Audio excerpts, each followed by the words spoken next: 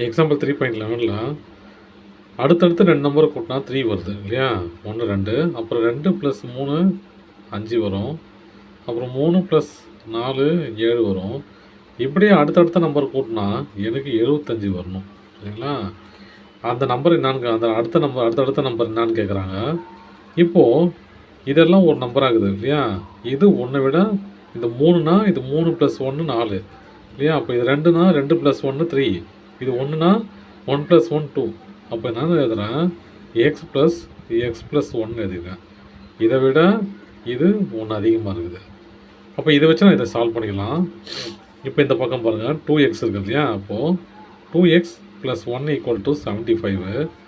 அப்போது 2x = இந்த 1 இந்த பக்கம் போச்சுன்னா 75 - 1 2x = 74. அப்போ x = 74/2 கேன்சல் பண்ணால் 37. அப்போது அங்கே பாருங்கள் நம்ம என்ன எழுதணும் x + 1 = 75 இல்லையா? இது 37 அப்படின்னா இது என்னவா இருக்கும் 37 + 1 இல்லையா? அப்போ என்ன இருக்கும் 37 + 38 = 75. ஓகேங்களா? 75. தேங்க்யூ.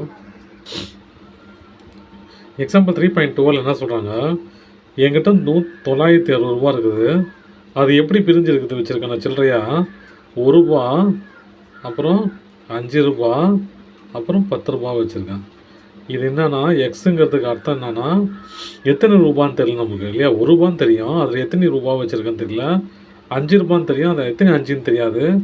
10 ரூபான்னு தெரியும், எத்தனை 10ன்னு தெரியாது. ஓகேங்களா? அதில் தான் எக்ஸ் போட்டுக்கிறேன். இப்போ இதெல்லாம் கூட்டி நம்ம சால்வ் பண்ணிடலாம் செம்ம. அப்போ இது திருப்பி எழுதிக்கலாம். 5 + 1 6, 6 + 10 16. அப்போது 16x = 960. ஆச்சா? அப்போ x தான் வேணும் இல்லையா? x = 16 கீழே கொண்டு வந்துடலாம். 960 / 16 கேன்சல் பண்ணால் 60.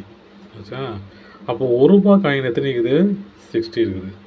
5 ரூபா காயின் 5 × 60, இது 1 × 60 = 60. ஏன்னா 1 × x 1 x தான் 60 ஆயிடுச்சு இல்லையா? அப்போ 1 × 60x 1 × 60 = 60. 5 × 60 300. 10x இல்லையா? 10x = 10 × 60 600. அப்போது 1 ரூபா 60 ரூபாவும் 60 நம்பரும் 5 ரூபா 300 நம்பரும் 300 நோட்டும் 10 ரூபா 600 நோட்டும் வச்சுருக்கலாம். ஓகேவா? தேங்க்யூ.